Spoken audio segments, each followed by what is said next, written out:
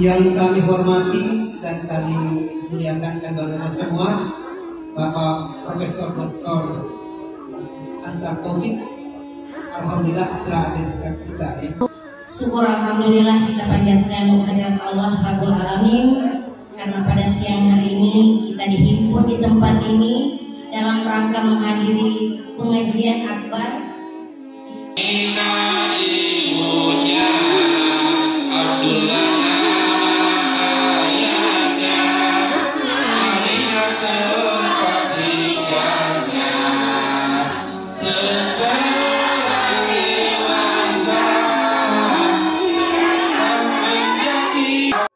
Assalamualaikum warahmatullahi wabarakatuh.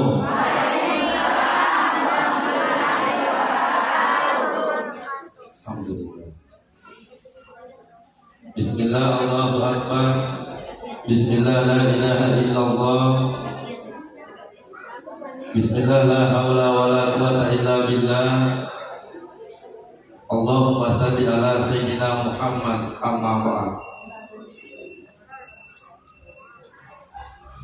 Alhamdulillah,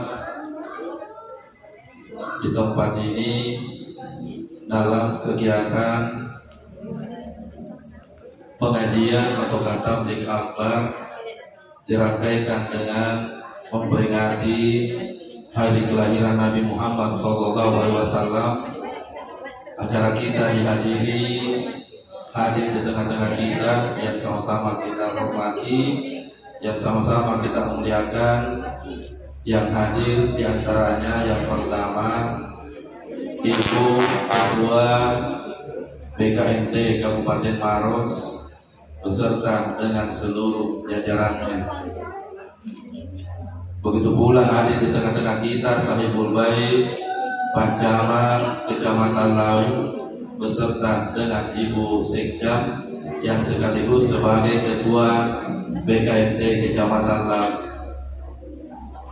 Begitu pula hadir di tengah-tengah kita Bapak KUA, beliau juga senior saya di pesantren. Beliau adalah salah satu senior saya di pesantren Dede Imam Koso. Alhamdulillah.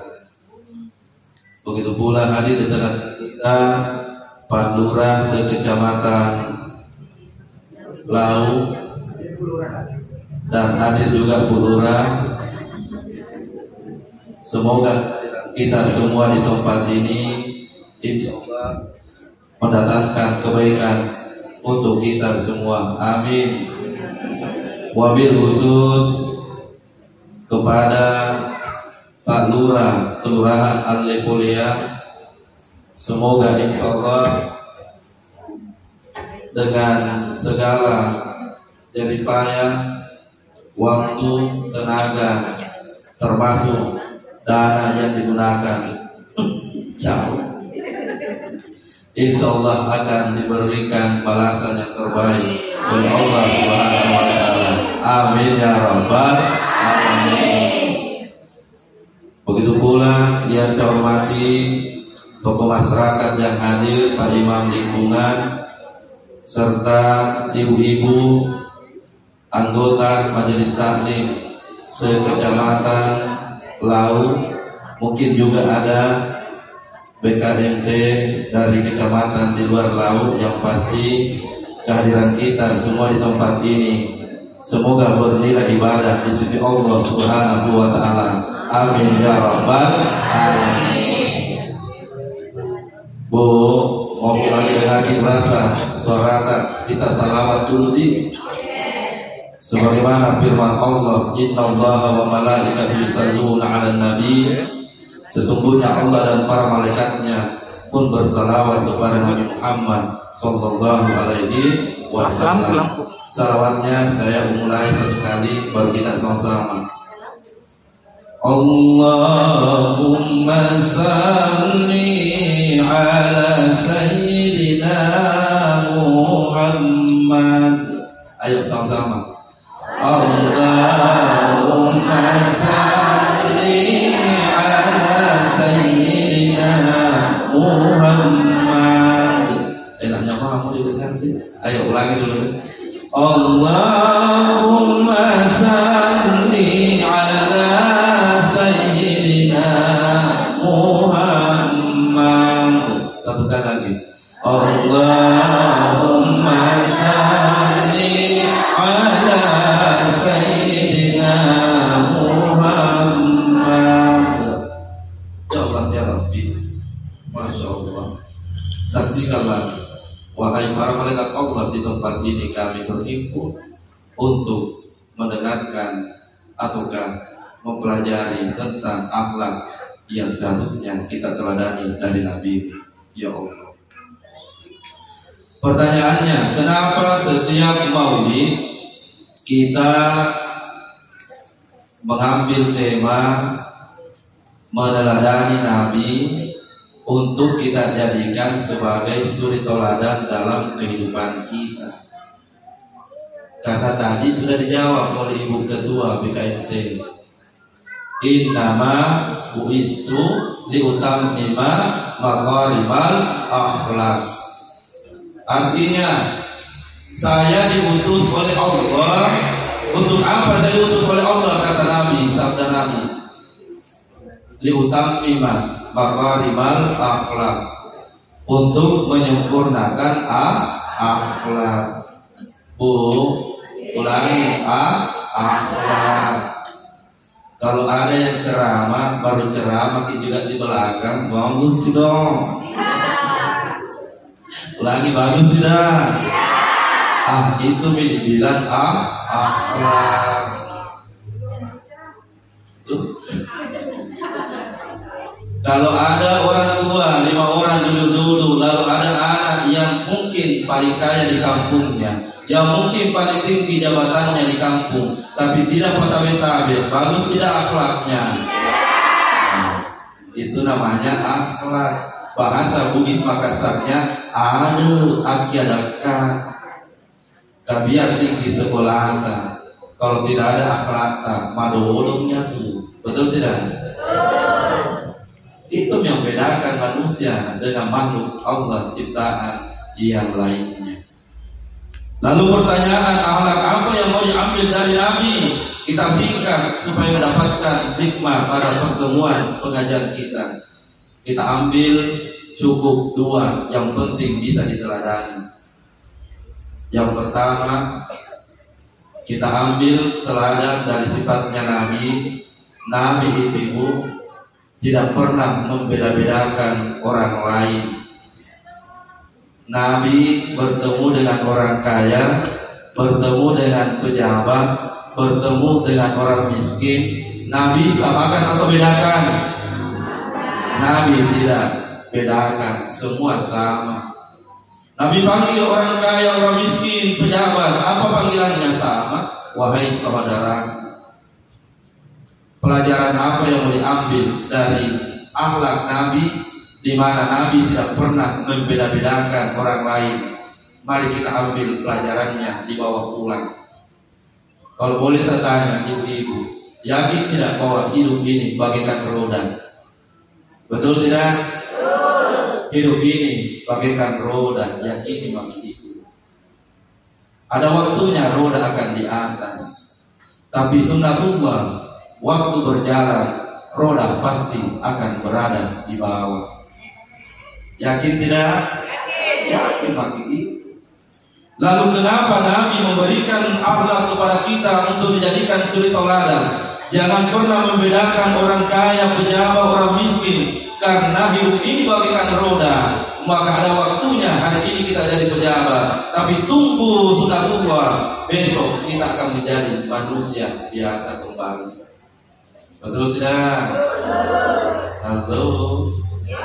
Betul tidak? Mau lihat buktinya? Tidak ada orang lain langsung punya jabatan, tidak ada. Tidak ada.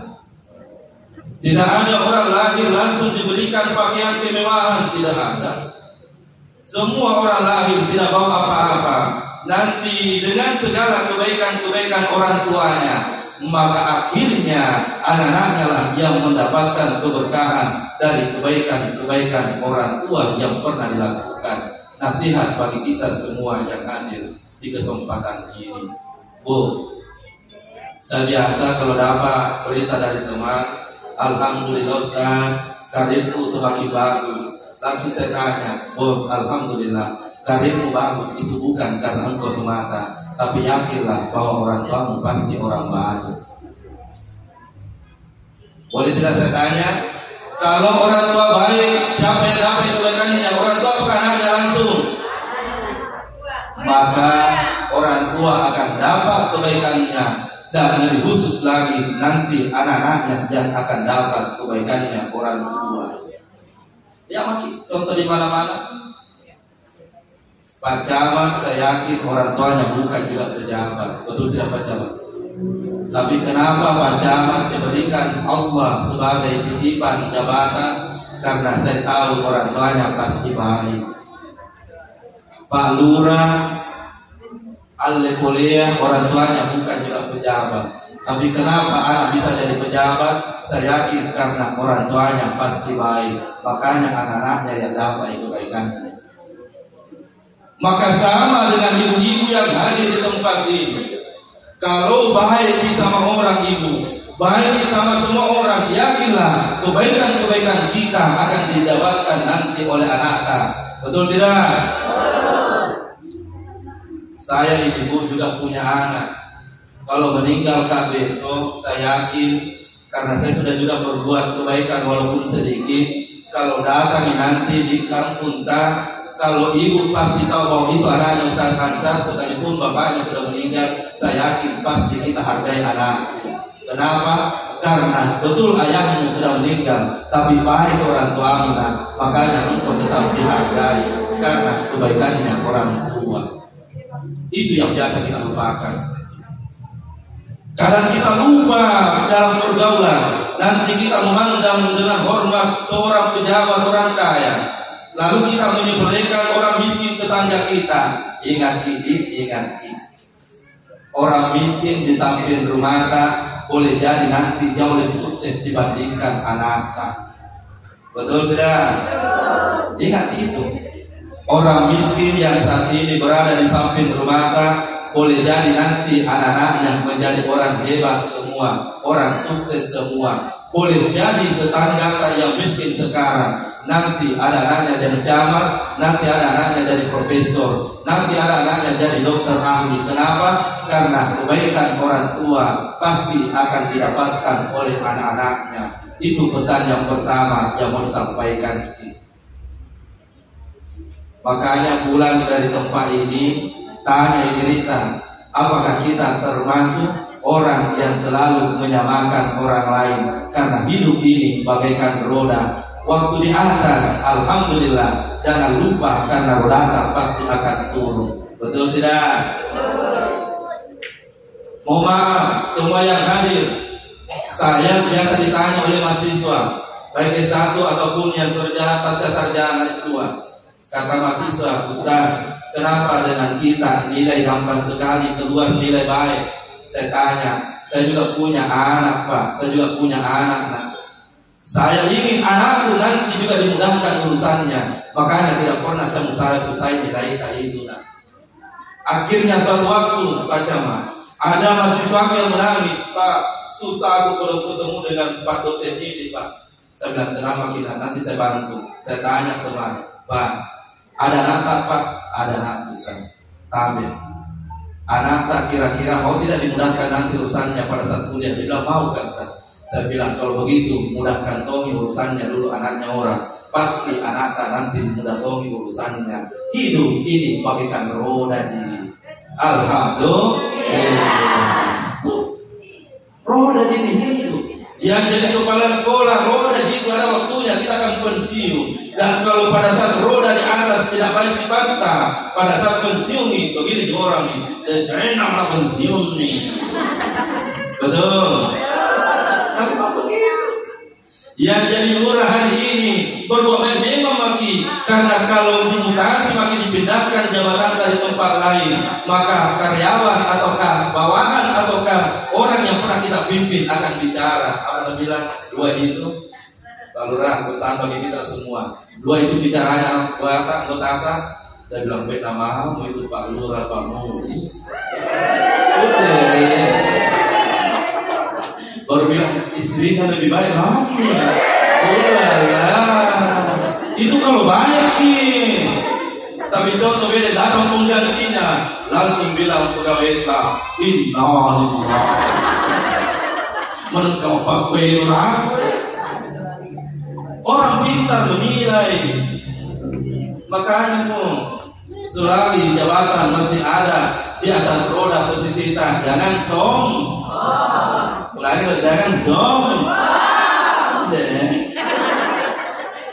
Ada biasa ibu-ibu saya perhatikan, kalau ada orang miskin atau orang biasa tidak bicara mulutnya di depannya orang miskin, tidak ada suara atau gigi mulutnya tapi begini ketuk-ketuk gitu.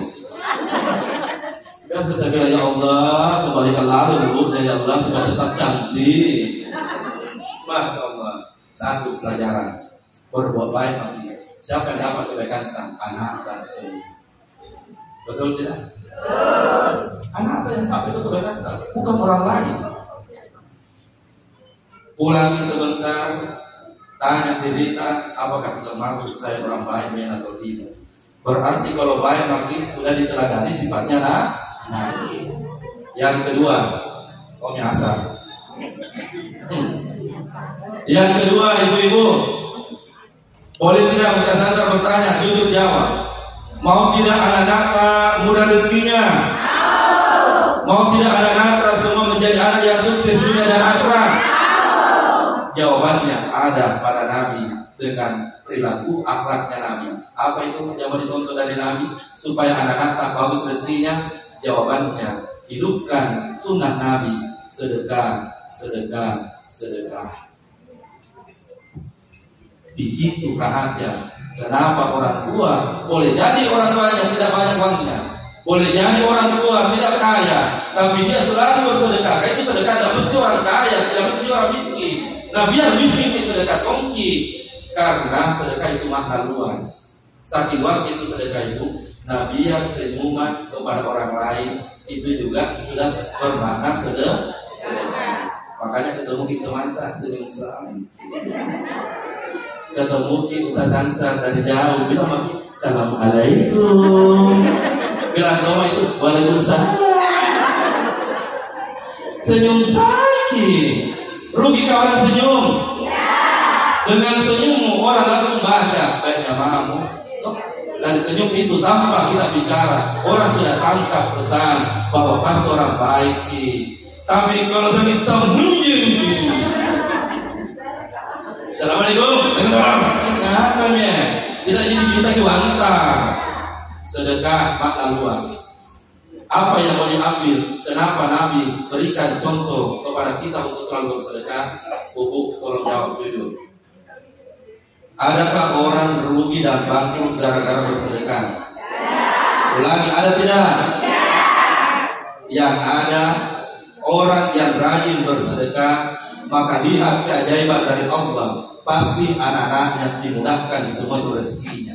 Betul tidak? Ulang, betul tidak? Jangan pakai dengan janji Allah. Sebaliknya, ada orang yang bertanya, Ustaz, itu tetanggaku lebih banyak punya hartanya, tapi tidak mau bersedekah, apalagi berzakat. Saya bilang, tunggu dulu bos. Memang belum itu Allah ambil, tapi lihat kenyataan di kampung tak masing-masing. Ada semua itu contoh. Orang tua yang banyak harta tidak mau mengamalkan sedekah, maka dia ketika meninggal harta akan habis dijual oleh anak-anaknya. Baik-baik kalau bantongi hidupnya anaknya. Coba jujur, betul? Tidak terjadi. Kaya-kaya orang tua di saat masih hidup, tapi hilang seketika kekayaan itu, habis seketika kekayaan itu. Kenapa? Karena malas bersedekah. Berarti boleh tidak saya tanya, mau tidak bersedekah? Itu 3 orang yang jawab, mau tidak? Satu kali lagi, mau tidak? Kata Nabi, wa ta'udu maraddakum bisadaqah. Dengan engkau bersedekah, maka engkau akan dijauhkan dari mara bahaya. Apa penjelasannya? Saya singkat menjelaskan makna Nabi hadis ini dengan kenyataan nyata yang saya alami. Ibu Ketua Pak Camat, suatu waktu kisah nyata ini. Mau kubuktikan hadisnya Nabi bahwa sedekah itu tolak bala. Mau kubuktikan. Maukah ceramah takziah di satu daerah, tapi teman 3 orang saya tanya, apa Nabi bilang, jangan kita terima Ustaz, batal kami, kan di sini itu daerah paling ini. Saya bilang, maukah buktikan hadisnya Nabi bahwa sedekah menolak bala. Saya tanya, siapa di situ paling jago di situ? Begitu saya tahu namanya ini, ku cari kan, begitu saya tanya, ku temukan orangnya, langsung saya panggil, dan tabe, bisa saya panggil, dan kenapa Ustaz? Bilang pakai dulu di mobil dan tapi sendiri pakai mau bawa pergi makan dan langsung bilang terima kasih Ustaz. Begitu naik di mobil dia tidak tahu apa masukku ini. Padahal masukku ini mau ceramah ini di kampung tapi mau dulu bicara sama orang nomor 1 nak premangan sini. Begitu naik di mobil, naik pakai dulu dan di mobil saya setir dalam hati berpikir di mana dapat coto yang 15.000 gratis terlupa.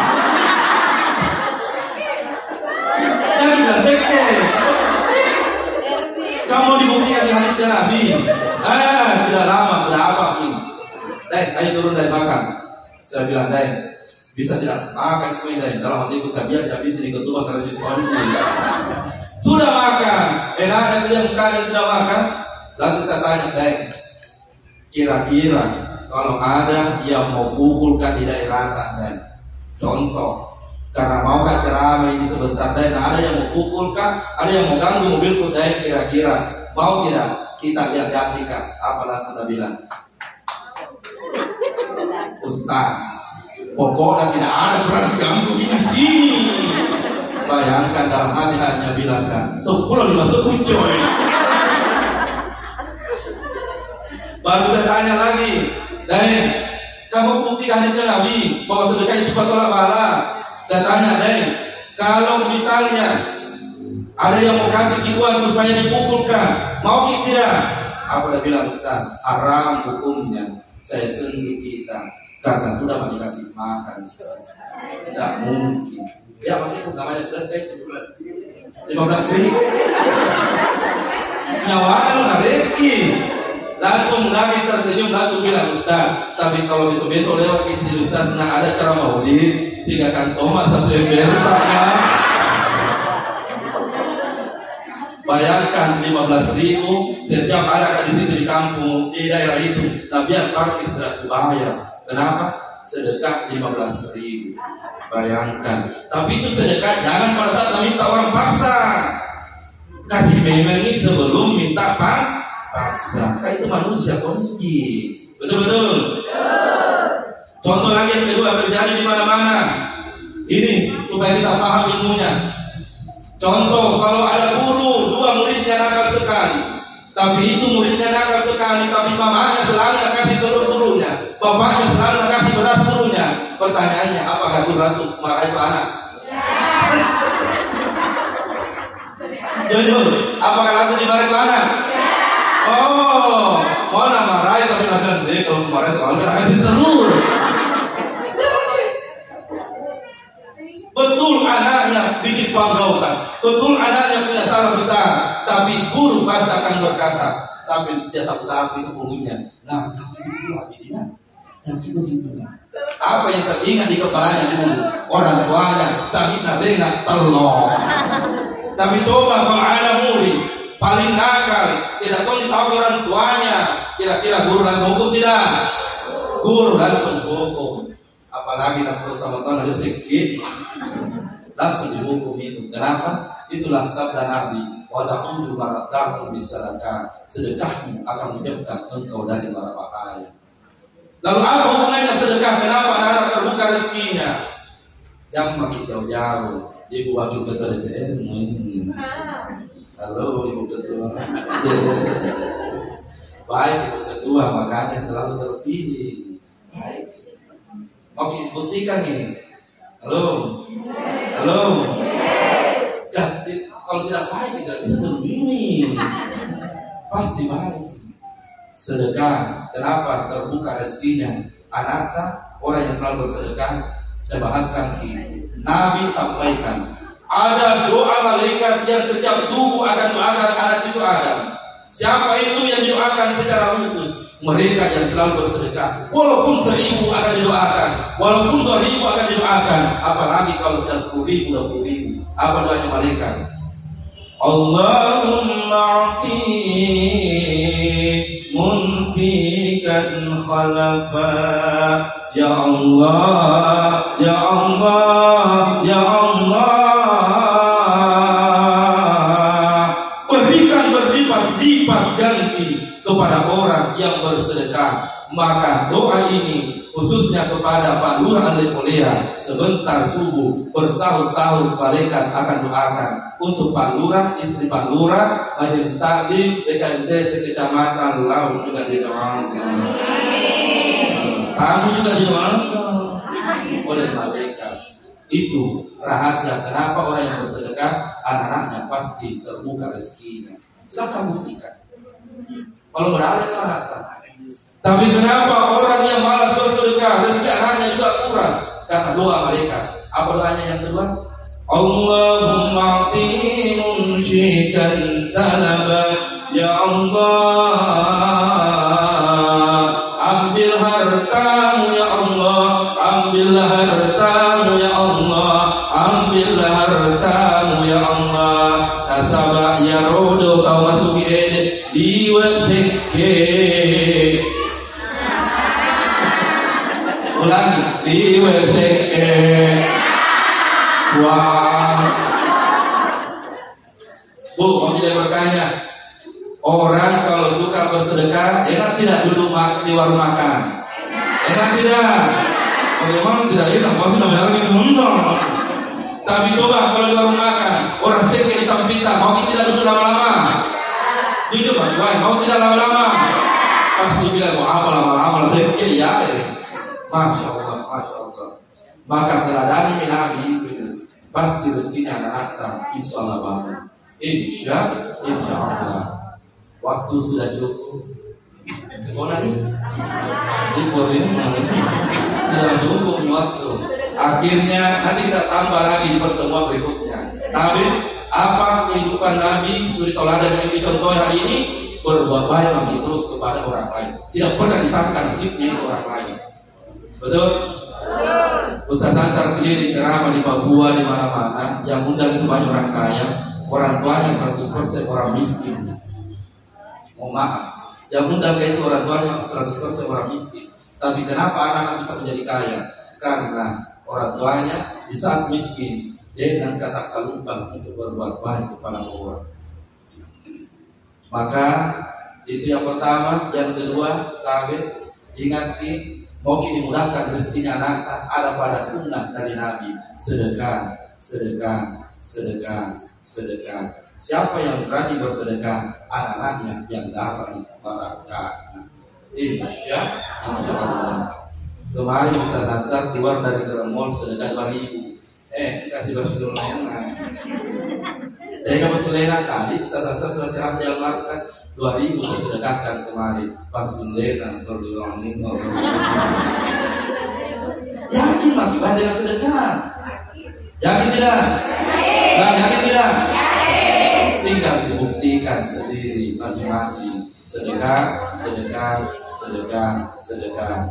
Itulah wujud dari Maros. Semoga menjadi kota zakat. Amin ya rabbal alamin. Semoga yang disampaikan ada berkahnya. Jangan lupa nonton kembali ceramah ini dengan suamita supaya tidak elok pilih teman ini sembarang, tapi anggap semua orang sebagai teman yang baik. Karena kita tidak pernah tahu apa yang akan terjadi pada saat 5 tahun, 10 tahun yang akan datang. Bagaimana caranya dinonton ceramah ini? Ketik nanti di YouTube Ansar Taufik tampil ceramah kita di tempat ini. Amin ya rabbal alamin. Akhirnya kita tutup. Bismillahirrahmanirrahim. Alhamdulillahirabbil alamin. Wassallallahu ala sayyidina Muhammadin wa ala alihi wasallam. Allahumma anta rabbi la ilaha illa anta subhanaka inni kuntu minaz zalimin. Rabbana zalamna anfusana wa illam taghfir lana wa tarhamna lanakunanna minal khasirin. Rabbana hab lana min azwajina dzurriyyatina qurrata a'yun waj'alna lil muttaqina imama. Rabbi hab lana sholihin. Rabbana atina fid dunya hasanah wa fil akhirati hasanah wa qina adzabannar. Wa sallallahu ala sayyidina Muhammadin wa ala alihi wasallam. Al-Fatihah. wal maghdubi 'alaihim waladdallin. Amin. 1 menit kita tutup dengan ada itu lagu kasidah untuk tak dilarang mulai pada zaman ya ini sama-sama ya. Ayo 1 2 3 pada zaman dahulu kala pada zaman jahiliyah lahirlah seorang rasul yang terakhir dan mulia Muhammad namanya, Nina ibunya, Abdullah nama ayahnya, Madinah tempat tinggalnya. Setelah dewasa akan menjadi rasul oleh Allah yang kuasa alam semesta. Gembira. Maaf lahir batin. Assalamualaikum warahmatullahi wabarakatuh.